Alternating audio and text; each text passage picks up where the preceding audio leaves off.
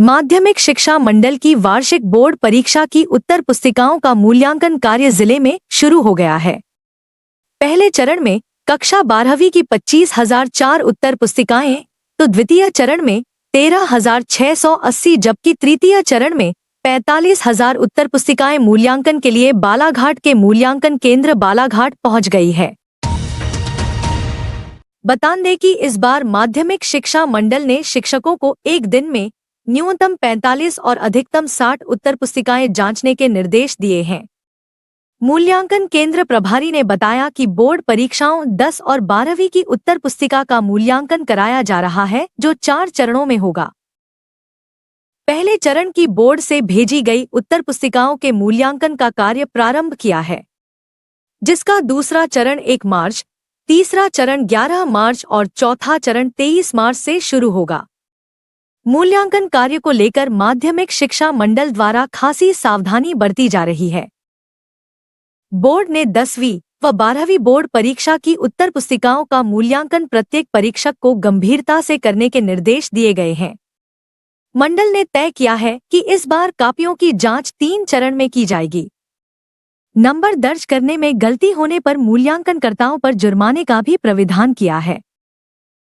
अगर किसी मूल्यांकनकर्ता ने परीक्षार्थी का प्राप्तांक चढ़ाने में गलती की तो प्रत्येक ऐसी गलती पर उसे 100 रुपये का जुर्माना देना होगा, जिसको लेकर मूल्यांकनकर्ताओं को प्रशिक्षण भी दिया जा रहा है। 10 मार्च को तृतीय चरण प्रारंभ होने के पूर्व मूल्यांकन केंद्र में मूल्यांकनकर्ताओं को प्रशिक्षित किया गया, जिसमें भोपाल से प्रशिक्षण प्राप्त करके आए मास्टर ट्रेनर्स के द्वारा मूल्यांकनकर्ताओं को प्रशिक्षित किया गया। माध्यमिक शिक्षा मंडल से तय नियमों के मुताबिक मूल्यांकनकर्ताओं को अपना काम शुरू करने से पहले एक आदर्श उत्तर की कॉपी दी जाएगी। इसके आधार पर उन्हें मिली कॉपियों की जांच करनी है। एक मूल्यांकनकर्ता कॉपी की जांच के बाद प्रत्येक प्रश्न के उत्तर पर अंक देगा। बताया जा रहा है कि हर साल पुनर्मूल्यांकन के आवेदनों की वजह से कॉपियों की दोबारा जांच करानी पड़ती है। कई बार होता है जब परीक्षार्थी का दावा सही होता है और उसके अंक बढ़ जाते हैं। इसकी वजह से कई बार न्यायालय में मंडल की स्थिति लज्जाजनक हो जाती है। माध्यमिक शिक्षा मंडल ने दिशा निर्देश दिए हैं कि ऐसे प्रश्न जिसमें अथवा ब में से किसी एक का उत्तर देना है, उसकी जांच करते समय अतिरिक्त सतर्कता बरती जाए। परीक्षार्थी ने यदि दोनों प्रश्नों के जवाब लिख दिए हैं तो मूल्यांकनकर्ता को सबसे बेहतर उत्तर पर अंक देना है। यही अंक उसके प्राप्तांक में जुड़ेगा। मूल्यांकन केंद्र प्रभारी शरद ज्योतिषी ने बताया कि अप्रैल के प्रथम सप्ताह में पूरे प्रदेश का मूल्यांकन संपन्न होने का लक्ष्य रखा गया है। माध्यमिक शिक्षा मंडल से प्राप्त निर्देशों के तहत मास्टर ट्रेनर्स के द्वारा मूल्यांकनकर्ताओं को प्रशिक्षित करने का कार्य किया जा रहा है। उन्होंने बताया कि कक्षा 10वीं के लिए 28 मूल्यांकनकर्ता और कक्षा 12वीं के लिए 118 मूल्यांकनकर्ताओं को लगाया गया है। वर्ष 2025 और 26 के माध्यमिक शिक्षा मंडल बोर्ड द्वारा संचालित परीक्षा का जो मूल्यांकन कार्य है, यहाँ पर बालाघाट के हमारे कलेक्टर आदरणीय श्री मृणाल मीना सर और जिला शिक्षा अधिकारी आदरणीय अश्विनी उपाध्याय सर के मार्गदर्शन में यहाँ पर चल रहा है। आज तृतीय चरण के लिए मूल्यांकनकर्ताओं को यहाँ पर प्रशिक्षण दिया गया और इस प्रशिक्षण में हमारे बीच जो कलेक्टर प्रतिनिधि के रूप में श्री JR पटलेसन है, रिटायर्ड संयुक्त कलेक्टर, वो भी यहाँ पर उपस्थित हैं।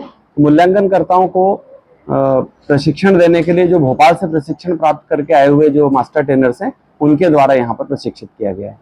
क्या कुछ ट्रेनिंग में समझाया जा रहा है, किस प्रकार की ट्रेनिंग दी जा रही है यहाँ पर? आमतौर से मूल्यांकन के दौरान कुछ छोटी छोटी भूल हो जाती है, तो भोपाल में उन उत्तर पुस्तिकाओं में जो त्रुटियां होती है उसके आधार पर कुछ बिंदु वहां पर आइडेंटिफाई किए जो कॉमन मिस्टेक्स होती है, तो उनके बारे में मूल्यांकनकर्ताओं को बताया गया है कि वो छोटी छोटी गलतियां जो हमारे द्वारा होती है और बाद में जिसको कोर्ट में चैलेंज किया जाता है, इस तरीके की गलती न हो और छात्रों के साथ किसी प्रकार का न्याय न हो पाए। लगभग कितने टीचर्स को यहाँ पर नियुक्त किया जाए मूल्यांकन के लिए, और कितने मूल्यांकन के लिए पेपर्स यहाँ पर आए हुए हैं? मूल्यांकन के लिए तो अलग अलग चरणों में उत्तर पुस्तिकाएं आ रही है। ये प्रथम चरण में हमको 25,004 उत्तर पुस्तिकाएं प्राप्त हुई है मूल्यांकन के लिए कक्षा 12वीं की। द्वितीय चरण में 13,680 उत्तर पुस्तिकाएं प्राप्त हुई है। कल तृतीय चरण के प्रश्न की उत्तर पुस्तिकाएं हमको प्राप्त हुई है। अभी उनकी संख्या हमने देखा नहीं, ये 45,000 कॉपियां कल रात के यहाँ पर आई हैं मूल्यांकन के लिए।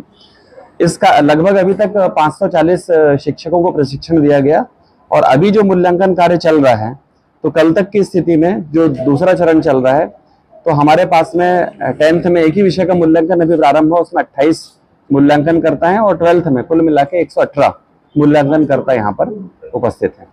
शासन द्वारा कुछ समय सीमा दी गई है कि कितने समय तक उनको मूल्यांकन करना? ऐसी कोई समय सीमा अभी तो शासन के द्वारा नहीं दी गई है, लेकिन एक लक्ष्य मध्य प्रदेश माध्यमिक शिक्षा मंडल बोर्ड के द्वारा रखा गया है कि अप्रैल के प्रथम सप्ताह में पूरे प्रदेश का मूल्यांकन समाप्त हो जाना चाहिए, ताकि रिजल्ट जल्दी से जल्दी आए और दूसरी बार जो बच्चे द्वितीय अवसर की परीक्षा में सम्मिलित होंगे तो उनको दूसरी बार की परीक्षाओं के लिए समय प्राप्त हो सके।